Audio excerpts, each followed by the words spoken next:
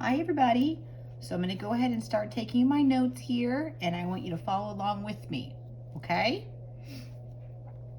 Today we're going to talk about factoring expressions, okay? The title I gave it was Reverse Distributive Property, because basically we're going to be doing the opposite of finding the distributive property, which is what we've been doing, okay?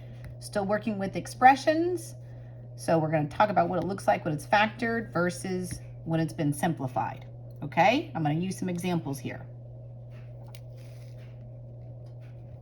Okay, so for this first one, I'm going to show you the problem when it's factored. Looks just like a typical problem that you've had in Freckle, or now even Con, or even in class, right? You know what to do here. It's distributive property. So you're going to take your 2 and you're going to multiply it by the 1, and then you're going to distribute it over here by the 2x. Okay.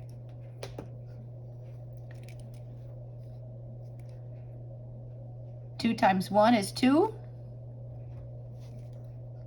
2 times a positive 2 is 4. And it's an x. So that's pretty much it. Here it is as it's been factored. Here it is in the simplified form. They both mean the same thing. They both mean the same thing. This time, I'm going to give you one that's already been simplified, okay?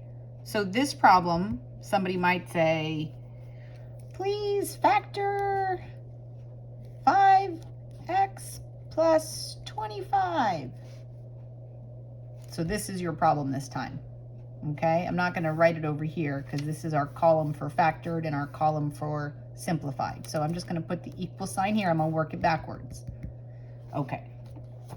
I work my problem now with what I know about multiplication and division. I need to find 2 common factors. Now, before, when we studied fractions, we talked about the GCF, the greatest common factor. That's definitely going to help you here, okay? Remember, a factor are the 2 numbers that multiply to equal a number. So a factor could be like 2 and 3.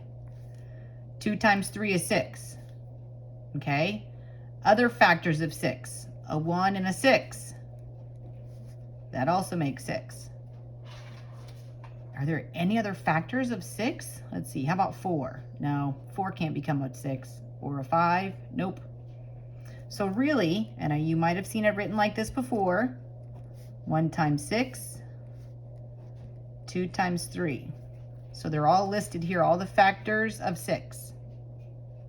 Okay, so we're going to try to break down the factors. Let's go back to the problem here. And I want us to think about the factors for 5 and the factors for 25. So 2 numbers that can multiply to equal 5, 2 numbers that can multiply to equal 25. Now, you want to think of the common factor. So what can they both have in common here? Well,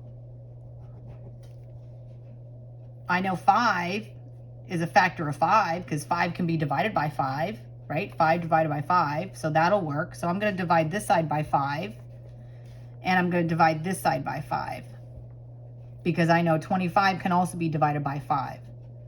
These are the factors. Remember, multiplication and division go hand in hand, okay? Actually, I probably don't need that sticky anymore. Let me go ahead and show you here. So this side, I'm going to break this down by 5 and break this down by 5. Okay. Now, the reason I put it on the bottom is because just like this is a fraction problem, it's also a division problem. When you put it on the bottom, remember that's dividing into the top.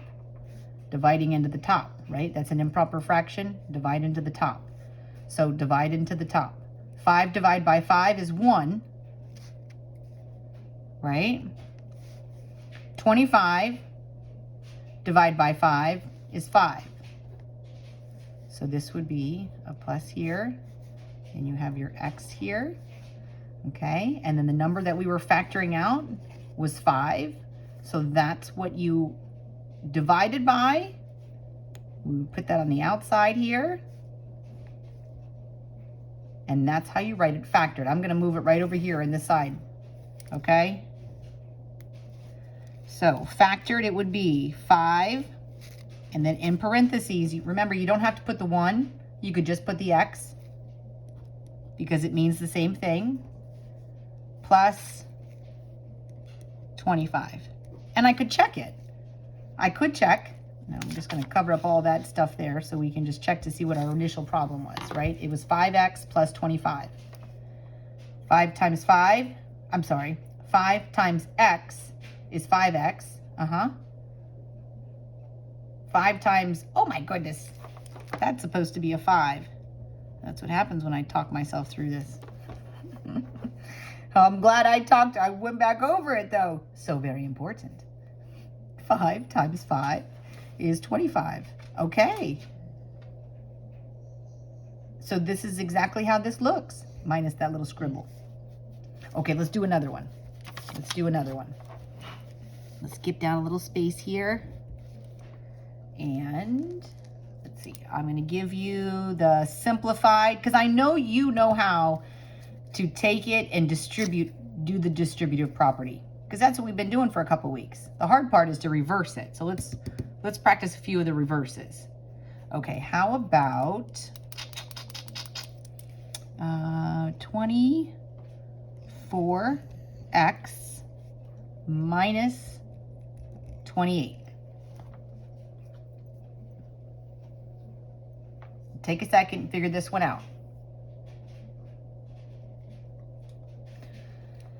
Okay, so what you want to think about, or what can they both be divided by, right? Your GCF, your greatest common factor. What's common about the common factors here, common factors here? Well, I know in my head, because this is an even, they're all going to be divided by 2. What about 4? Can 24 be divided by 4? Yeah. How about 28? Divided by 4? Yeah. I think that's what I'm going to do, because it could be 2, but that's not the greatest number. It's going to give me a little something extra. If I do the 2, I have to keep going. It's almost like reducing with fractions. If you only reduce by a small number, you might have to reduce the second time. So here I'm going to go right for the 4. Okay, so this side's going to be divided by 4, and you write it like this. And this side's going to be divided by 4. Again, when you have it like a fraction, remember the denominator means division. You're dividing the bottom number into the top number. The bottom number into the top number, right? Doesn't that look like the big number looks like an improper fraction, so you would have to anyways. 24 divided by 4, well, that's 6. 6x, because that would be going in here, right? Right over here, 28 or negative 28 divided by 4. That would be 7. It's a negative. I'm going to make it a negative 7 over here. And remember what I took out the 4s. Let's see. I just want to double check. Last time I caught my mistake, so let's see. 4 times 6x is 24x. 4 times a negative 7 is negative 28. Okay, then I